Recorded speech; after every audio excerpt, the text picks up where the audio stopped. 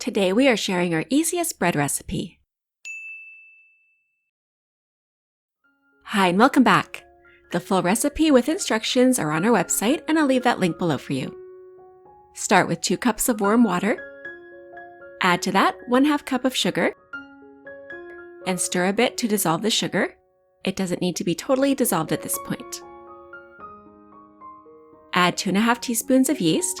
And by the way, if your yeast has been sitting in your cupboard for a while and you want to check to make sure it's still okay, we have a video on that and I'll link that below for you.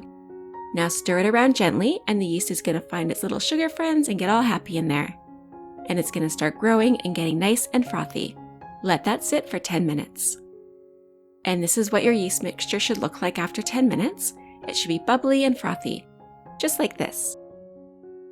Next, put 6 cups of flour into a bowl. And it doesn't need to be sifted. Into a larger bowl, this is going to be your main mixing bowl. Add in your yeast mixture.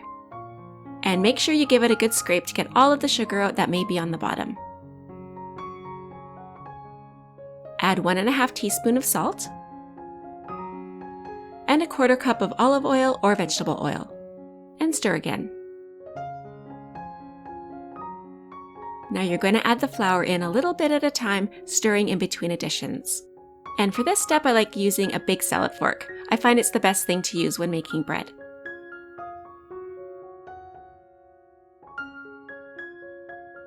And keep adding the flour a bit at a time.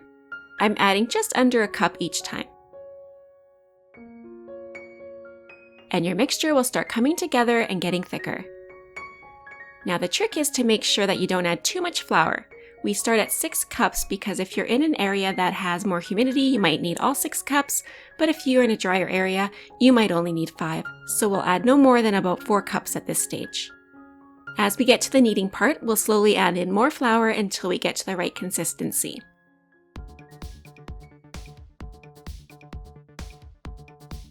So your dough should look just like this, and now we're ready to knead. Flour your surface with some leftover flour.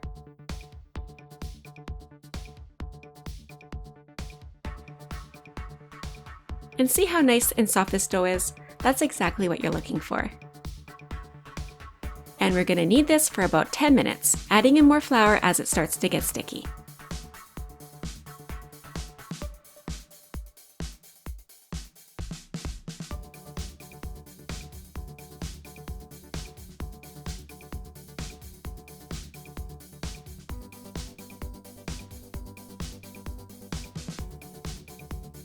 At this point, I've kneaded in about 5½ cups of flour, and this is what your dough should look like now. And I've been kneading for about 10 minutes, and it's nice and soft, slightly tacky, but no longer sticky. And you're going to put this into a slightly greased bowl. I used olive oil again. Cover it up with a damp cloth and let it rise for an hour in a nice warm place. After about an hour, this is what it should look like, nice and fluffy and doubled in size. Take it out of the bowl and knead it a couple more times. You won't need to add any more flour now.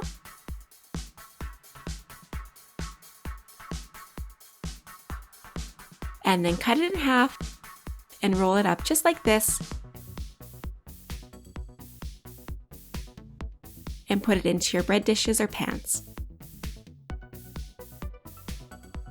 Cover them up again and let them sit and rise for 30 to 40 more minutes.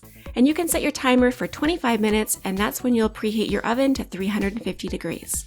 Your bread will be done in 30 to 40 minutes or when a thermometer reads 190 degrees. For extra flavor and richness, you can take some parchment paper and spread on some butter.